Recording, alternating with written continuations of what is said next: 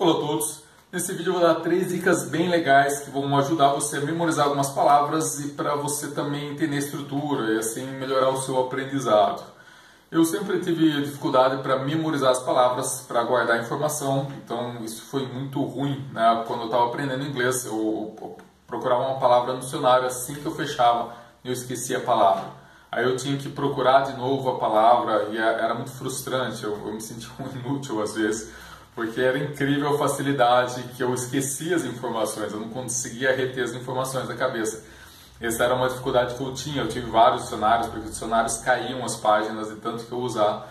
Mas isso foi bom porque sempre quando você tem uma dificuldade em uma área, você tem uma oportunidade de você superar isso e dessa forma ajudar outras pessoas, né? Então se você tem dificuldade para memorizar palavras, guardar, aprender o idioma, então esse vídeo é para você. Então as 3 dicas, a primeira seria que muitas palavras em inglês elas são verbos e substantivos ao mesmo tempo, né? Então vou dar um exemplo aqui da palavra help. Então aqui nós temos I help my family e I need help.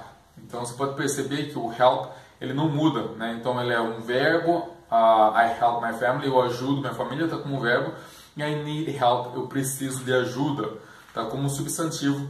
Esse no português é muito mais complexo, né? Dependendo do pronome ele continua variando, né? Nós ajudamos, eles ajudam. Então é muito mais difícil. Então essa é a primeira dica, muitos verbos, muitas palavras são verbos e substantivos no inglês. Então use isso ao seu favor. Então sempre dá uma checada para ver, mas qual que é o verbo, qual que é o substantivo dessa palavra, né? Muitas vezes é a mesma palavra. E a segunda dica são os sufixos, então aprenda sobre os sufixos que vai ajudar muito você, né? Então os sufixos são uma explicação rápida, algumas letrinhas que você coloca no final da palavra, e ele mostra se aquela palavra é um substantivo, um verbo, um adjetivo, então facilita muito, né, para você conhecer a palavra, conhecer a estrutura. Eu vou dar 2 sufixos que transformam as palavras em substantivos, que são esses 2 que está aparecendo. Então o primeiro seria o ness, ele transforma um adjetivo em substantivo. Eu vou dar 3 exemplos que são happy, happiness, good, goodness, blind, blindness. Então é muito simples.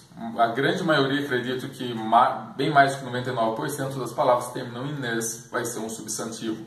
Eu vejo isso acontecer com muita frequência de uma pessoa ver a palavra blind, ela conhece blind, que é cego, mas não conhece o blindness. É simplesmente porque ela não conhece o sufixo. Mas se você conhecer o sufixo, você pode perceber que é simples, é só o substantivo daquele adjetivo, né? Então se blind é cego, então o substantivo seria blindness, né, que seria a cegueira. O segundo sufixo são essas 3 letrinhas aqui, só que eles transformam um verbo em substantivo.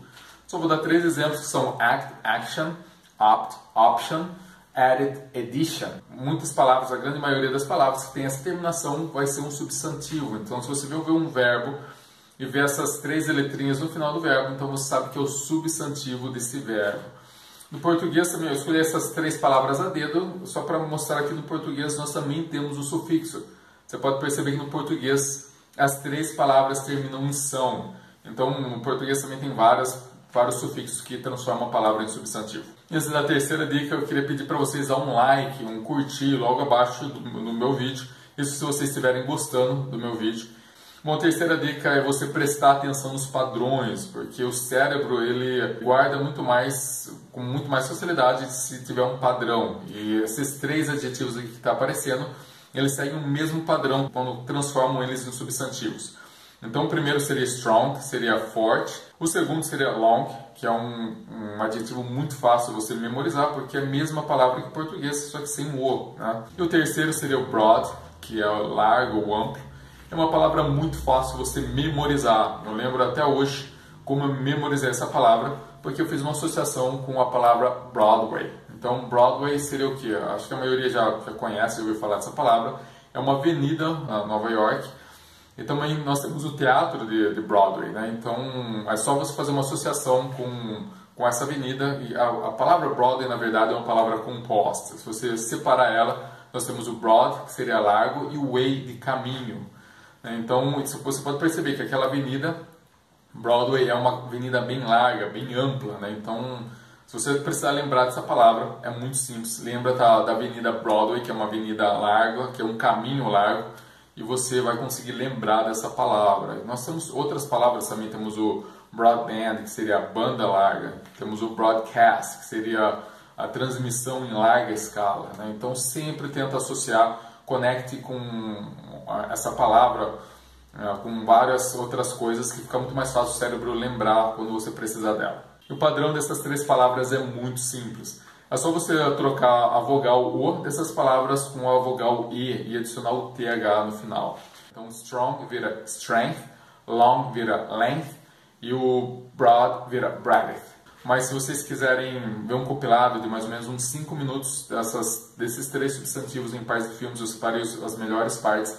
Tá no meu site, tem um artigo sobre isso, e no final tem esse compilado, tanto sem legenda, com legenda em inglês ou com legenda em inglês e português, para todos os gostos. Bom, obrigado por ter assistido o meu vídeo até o final. Então, obrigado mais uma vez e até o próximo vídeo.